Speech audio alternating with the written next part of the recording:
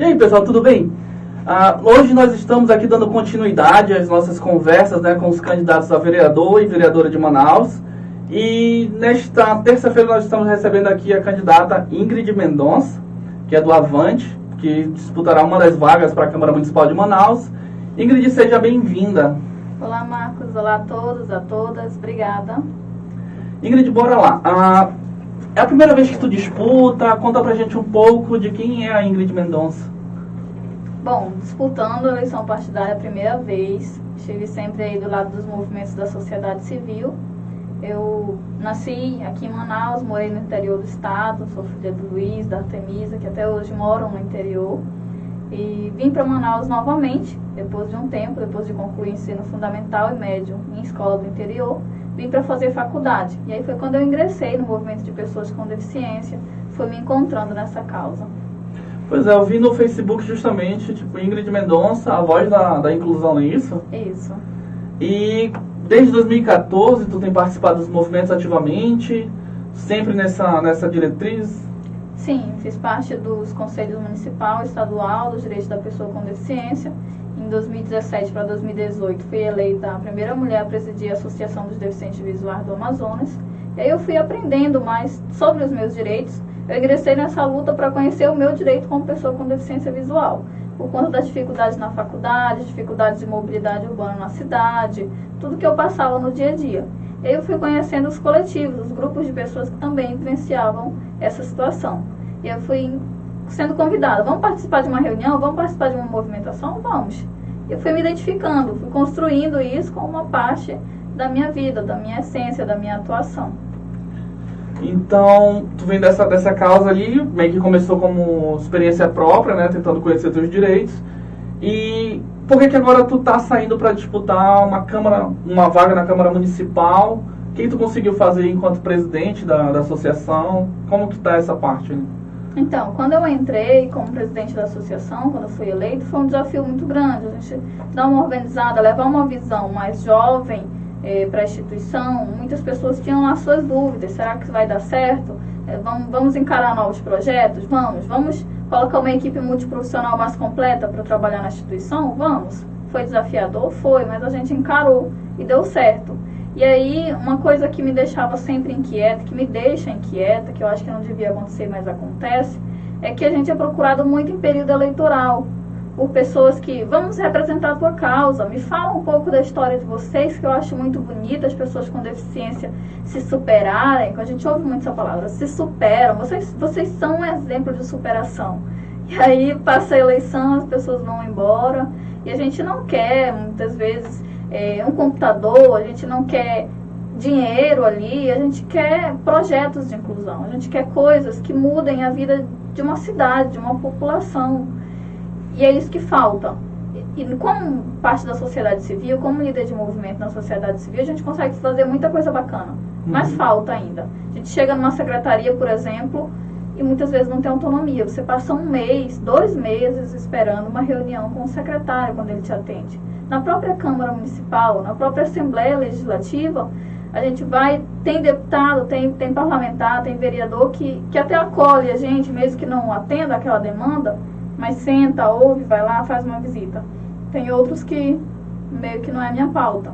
Tem projetos que a gente já levou, já fez um estudo que funciona em outras áreas do Brasil, por exemplo, projetos de acessibilidade, a gente levou para a Câmara e nenhum dos vereadores se identificou. Não me identifiquei, não é minha pauta, não faço parte dessa comissão, não quero. Então eu falei, poxa, todo ano eleitoral a gente vota, nós elegemos pessoas que eram para nos representar e não representam. Então está na hora de ir lá e fazer a diferença. Sobre as tuas pautas, teus projetos, né, tuas propostas, tu conseguiu formatar algumas ideias? Quais são as principais que tu pode estar explanando pra gente? Então, tem um conjunto de ideias. Eu sempre costumo dizer que não adianta a gente colocar tantas propostas, principalmente para quem está iniciando essa caminhada na política partidária, mas tenho sim algumas propostas. Uma das propostas é em questão à mobilidade urbana, e estou trabalhando dentro do partido onde sou filiada, com o candidato majoritário, fechando essa parceria para que a gente consiga fazer isso, que é a questão de um dispositivo inteligente. É uma das minhas propostas. Já funciona em algumas cidades do Brasil, a gente tem aí Santa Catarina, Curitiba. Como se daria Na prática, o que seria o dispositivo inteligente? A gente tem uns 2 ou 3 modelos que funcionam no Brasil. Um deles é a radiofrequência. Então, a prefeitura, em parceria com a iniciativa privada, com as empresas do transporte coletivo, é instalado um dispositivo no transporte coletivo e via radiofrequência, e a pessoa com deficiência faz uma espécie de cadastro no banco da prefeitura, recebe como se fosse uma cópia daquele dispositivo.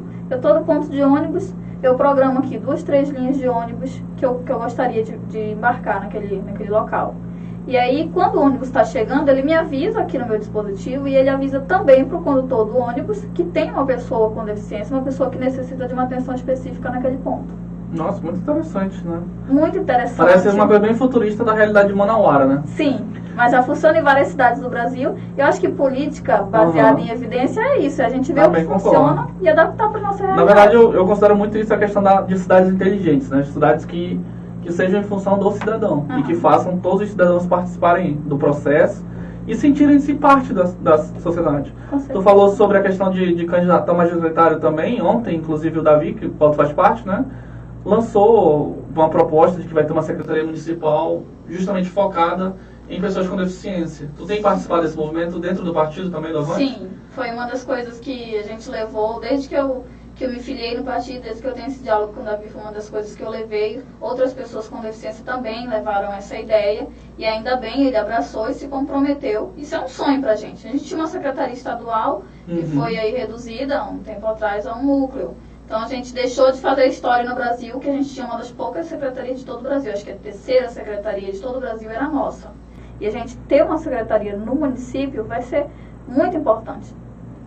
Tem pessoas que dizem ter as suas limitações. Eu acho que vai ser um avanço muito maior do que as limitações.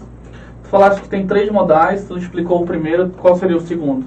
Bom, um outro que eu conheço bastante, ele é pelo celular. Seria como a gente tem o Cadê Meu Ônibus, você conhece? Sim. Seria mais uma aprimoração desse aplicativo, porque o Cadê Meu Ônibus, ele avisa, mas ele tem algumas limitações, tanto em relação ao GPS, que é complicado aqui na cidade mesmo, certo, como você tem que marcar lá no mapa, então para a pessoa com deficiência visual isso fica meio que complicado. Mas se fizesse algumas aprimorações no aplicativo, eu imagino que melhoraria. Só que eu acho que a gente precisa, para implantar, pensar, fazer um estudo de todas as dificuldades. A gente tem a questão do risco de que uma pessoa está ali com o celular na mão o tempo todo no ponto de ônibus, principalmente uma pessoa que não enxerga, por exemplo. Acaba ficando até vulnerável para bandidos, né? Sim. Imagino. E a questão de fora mobilidade, tem questão de passeios, calçadas, tudo isso a gente sabe das limitações da cidade de Manaus, né? Chegaste a pensar nessa questão também? Sim, é uma das pautas que eu defendo, é justamente essa questão da mobilidade de forma geral. A questão das vias de Manaus, por exemplo. A gente não tem uma calçada uniforme. Sim. Ontem eu estava conversando, e a gente até fez uma matéria que deve sair por esses dias, falando sobre essa questão das calçadas. Na via, por exemplo, da Associação de Deficientes Visuais do nosso estado, onde eu sou presidente, estou licenciada no momento, a gente desce do coletivo e desce uma rua onde você desce o tempo todo pelo meio da rua. Porque de um lado e do outro tem carro estacionado e pelas calçadas não tem condições. Porque um é uma padaria, aí o indivíduo fez a calçada dessa altura. O outro é uma residência, ele já colocou a calçada lá embaixo, então pode até ocasionar um acidente ali. Não tem mínimas condições de você caminhar por cima da calçada. E assim, a gente sabe que a prefeitura, a Câmara, não fazem calçadas, mas elas regulamentam o plano diretor, elas dizem naquela área como é que é para ser construído. E pode até ter esse incentivo nesse sentido, né? Por exemplo, eu vou até citar um caso que eu conheço, que era de Porto Alegre, que era a minha calçada Eu Curto, Eu Cuido, né, que era justamente da Câmara Municipal com a Prefeitura, no qual os vereadores fizeram a regulamentação, né, e a Prefeitura ficou para executar. Só que assim, cada local, cada morador e estabelecimento, eles eram responsáveis pelas calçadas deles.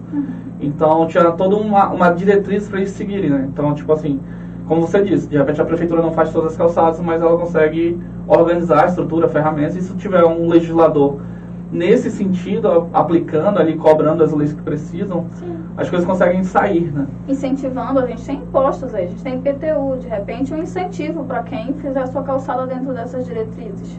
Sim.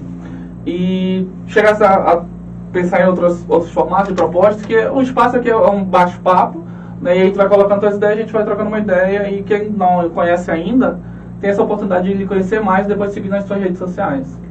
Uma das propostas que eu tenho também chama Gabinete na Comunidade. E aí eu sempre te digo, eu olho para realidades que dão certo, que funcionam, e olho e penso, isso aqui dá para fazer na minha cidade. E eu vi, tem um parlamentar, deputada federal, que tem uma modalidade bem parecida. E aí é o seguinte, você não tem que estar todos os dias dando expediente na Câmara, por exemplo. Nos dias que os vereadores não estão na Câmara, eles estão fazendo o que eles querem. Eles dizem que estão na comunidade. Eu não sei se eles não estão na minha comunidade. Mas ok. Então a ideia é o quê? A gente ter o gabinete na comunidade. Nos dias em que eu não estiver na Câmara, vou ter um itinerante semanal, então aquilo ali vai ser publicado. Vou estar na minha comunidade, Alvorada. Vou estar na Alvorada. Vou estar na Alvorada na próxima quinta-feira. Todo mundo do Alvorada vai saber o horário que eu vou estar, o local que eu vou estar, e vai levar as demandas. E a gente vai levar ali uma equipe multi, onde as pessoas vão estar recebendo as problemáticas emergentes daquela comunidade. A gente vai estar discutindo possíveis soluções, que for de imediato a gente soluciona, a gente orienta, porque a gente tem todo esse corpo oficiante dentro de um gabinete. O vereador hoje contrata até 40 pessoas. É uma das ideias, falando de economia, que eu penso em a gente ter uma equipe menor, concentrada na qualidade do serviço, não na quantidade de pessoas contratadas. Mas a gente tem uma equipe, por exemplo, que tem um jurídico, que tem um serviço social, que tem um serviço de psicologia, que tem uma equipe multi, onde a gente consiga chegar naquela comunidade, atender o que é de imediato, levar para análise e dar uma resposta efetiva, seja em forma de projeto de lei, seja em forma de intervenção. Como é que funciona essa questão da inclusão dentro do Alvorada? Tu participas lá dentro, porque às vezes tem isso também. A pessoa, ela tem a comunidade dela em si, que ela nasceu, que ela foi criada, só que acaba que lá dentro ela não tem aquela abertura necessária, né? As pessoas de repente não te conhecem tanto assim. Como é que é o teu relacionamento com o pessoal lá do Alvorada? Então, minha campanha ela não é muito focada, e a minha atuação ela não é muito focada em um bairro específico. Como eu te falei, eu moro um tempo no Alvorada, cresci no Alvorada, morei na Zona Norte por 3 anos, e aí hoje estou de volta no Alvorada. Então, eu atuo, por exemplo, a Associação de Deficientes Visuais fica no Promorá, que é a Alvorada, conjunto dentro do Alvorada 2. Mas eu, fora da associação, eu não tenho dentro do meu bairro, por exemplo, tanta participação em um evento mais comunitário. Eu sempre estou envolvida nesses eventos que tem um núcleo inclusivo. Vai ter um evento para pessoa com deficiência, seja no Alvorada, seja em qualquer bairro da cidade, eu estou lá. Entendi. Chegasse... Oi? Tem um minuto das considerações. já tá dizendo que a gente tem 1 minuto, olha. Como o tempo passa rápido, moça. Quando passa bom, né? Então pronto, então já que a nossa diretora, que é a Sara Mello, está nos informando, a gente tem ainda 1 minuto para dar as considerações finais e dizer por que o povo de Manaus que nos assiste, nos acompanha, merece dar o voto para você, e no final tu divulga teu número também e faz toda a sua parte aí, tá bom? Beleza, então, a Voz da Inclusão é um projeto coletivo, na verdade é uma proposta para ser a voz que inclui as pessoas, sejam pessoas com deficiência, que é o meu núcleo, que é a minha bandeira de atuação, sejam pessoas da comunidade de Manaus. Porque as propostas que eu trago, elas atendem pessoas com deficiência, mas automaticamente elas não excluem o restante da sociedade. Um transporte acessível onde embarque uma pessoa com deficiência, embarque uma mulher grávida, embarque uma pessoa idosa, embarque uma pessoa que acabou de sofrer um acidente. Então é um projeto de democracia, é um projeto de renovação para a cidade. E é por isso que eu peço o voto de confiança do povo manauara. Não só o voto de urna, aquele que acontece lá no dia 15 de novembro e passa e depois não se vê nunca mais, mas um voto de confiança para a gente caminhar junto. Para a gente estar, por exemplo, nesses momentos de gabinete comunitário, a gente se encontrar. E eu encontrar talvez um eleitor que eu não tenha a oportunidade de encontrar agora, antes da eleição, mas que a gente se encontre ao longo de 4 anos. É isso.